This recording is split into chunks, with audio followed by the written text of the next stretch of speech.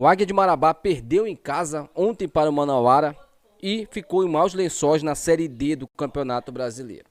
Apesar do time estar na zona de classificação, dos times que se classificam para a próxima fase, o Águia pode ser ultrapassado pelo Manaus hoje, que joga em casa contra a Tuna. E pode ver também o Trem do Amapá igualar a pontuação de 15 pontos da equipe marabaense. Eu colocava mais fé no Águia do que na Tuna propriamente, né? Pelo investimento, pelos últimos campeonatos paraenses que o Águia fez.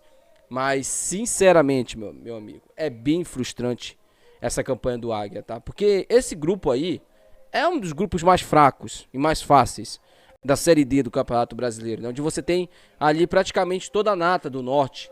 E você, tirando o Manauara, né, que faz uma campanha boa com sobras, você tem uma Tuna ali que tá bem, que tá praticamente classificada, né? E você tem o Manaus. São as equipes que podem te atrapalhar, mas mesmo assim são só 3 equipes.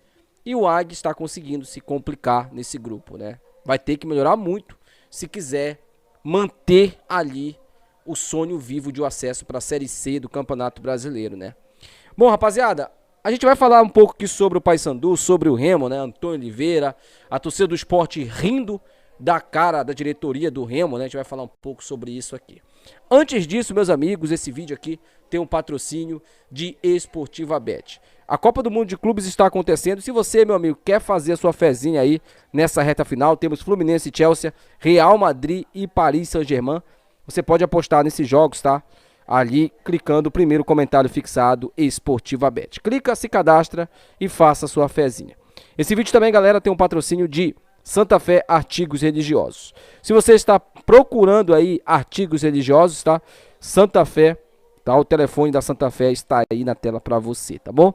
Você encontra textos, imagens, escapulários, tudo isso lá na Santa Fé. E esse vídeo, galera, também é patrocinado aí pelas contas e os canais de streaming, tá? Se você está procurando aí Globoplay, né, Premiere, está procurando também o Disney Plus, canais licenciados, é só você chegar lá e dizer que é inscrito no canal, que você tem um desconto garantido, tá? Telefone tá aí na tela pra você e no primeiro comentário fixado lá embaixo tá o link do WhatsApp, tá bom? Bom, rapaziada, bora começar falando aqui do Paysandu, né? O Paysandu ontem conquistou um ponto importantíssimo na luta contra o rebaixamento. Eu vou te falar uma coisa aqui, meu caro amigo bicolor, não fique puto comigo não, tá? Mas eu tô te falando baseado em matemática. Para um time que estava virtualmente rebaixado e numa condição bem complicada na série B do Campeonato Brasileiro, o Paysandu deu uma melhorada e uma respirada. Ontem eu assisti o jogo, o Paysandu não fez um jogo bom, mas também não fez um jogo ruim. Fez um jogo suficiente para conquistar um ponto. Conquistou esse um ponto importantíssimo na luta contra o rebaixamento. Eu sei que tem alguns bicolores aí, algumas páginas, né, alguns perfis, fazendo cálculo para a Série A do Campeonato Brasileiro. Não se iluda com isso. Não há a mínima possibilidade do Paysandu brigar pelo acesso nessa temporada, tá? Nessa temporada. Por quê? Nós ainda temos 69 pontos em disputa. E o Paysandu tem 14 pontos. Para ele conseguir o acesso, ele teria que conquistar 50 desses 69. Que aí ele somaria 64 pontos. É a pontuação de cortes para o acesso. É muito difícil. Eu não digo impossível, porque no futebol não existe essa palavra. Mas é muito difícil, muito difícil, muito difícil. Conquistar 50 pontos em 69, perder só 19 pontos,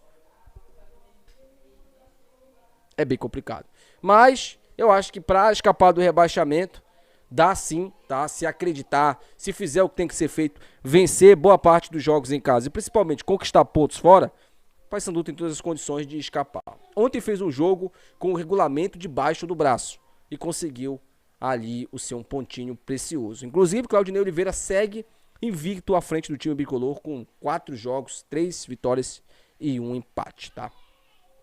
Falando agora sobre o Remo, né? Ontem o Remo empatou com a equipe do Cuiabá, um jogo bem fraco, né, tecnicamente do Remo, principalmente no segundo tempo. E a torcida do Sport está tirando sarro com a diretoria do Remo. Quando o Antônio Oliveira foi anunciado, alguns influenciadores, e principalmente, né, a torcida do Sport nas redes sociais, foi debochar da diretoria do Remo, falando que o Remo estava com uma campanha boa, né, um time bem organizado, e que o Remo tinha cagado tudo contratando o português. parece que a torcida do Sport tem razão. Ontem, o Remo, mais uma vez, não conseguiu vencer um jogo graças às mexidas erradas e principalmente às decisões erradas do português Antônio Oliveira, que vem se mostrando um cara limitadíssimo. Isso para não dizer ruim, né? Isso para não dizer ruim lá no banco de reservas do Remo. O Remo ontem jogando em casa contra um Cuiabá que pouco se propôs a atacar o Remo, né? O Cuiabá, assim como o Paysandu, por exemplo, lá contra a equipe do Avaí, o Cuiabá também veio para Belém para buscar um ponto, para somar um ponto. O Cuiabá vinha de 3 derrotas e o Remo sequer conseguiu fazer um gol na equipe do Cuiabá. A vitória de ontem isolaria o Remo no G4 da competição. O Remo ficaria com 26 pontos, 2 a mais que o Avaí. Agora o clube permanece na ali quinta colocação, olhando algumas equipes se aproximarem, né? Então, um Remo que tem um jogo duríssimo contra a Chapecoense, ontem perdeu essa possibilidade. E os torcedores do Sport foram nas redes sociais zoar a diretoria do Remo. Porque ontem o Antônio Oliveira foi chamado de burro. E isso, gente, com 3 jogos à frente do Remo, a torcida já tá chamando ele de burro.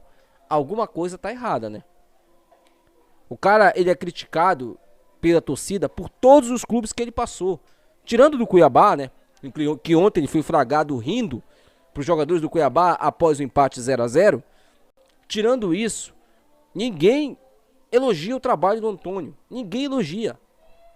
O corintiano não gosta dele, chama ele de burro. O torcedor do Sport chama ele de burro. O torcedor do Atlético Paranaense chama ele de burro. Alguns torcedores até perguntam como ele conseguiu treinar tantos grandes clubes do futebol brasileiro. Porque ele só treinou grandes clubes e clubes que estavam na elite, né? Ele treinou o Corinthians, ele treinou o Sport, treinou o Remo, que é um grande clube no norte. Ele treinou o Cuiabá, que estava na Série A. Aliás, foi o único bom trabalho que ele fez. E o cara não consegue evoluir, não consegue apresentar uma tática mínima. E eu acho que a batata dele já está começando a assar.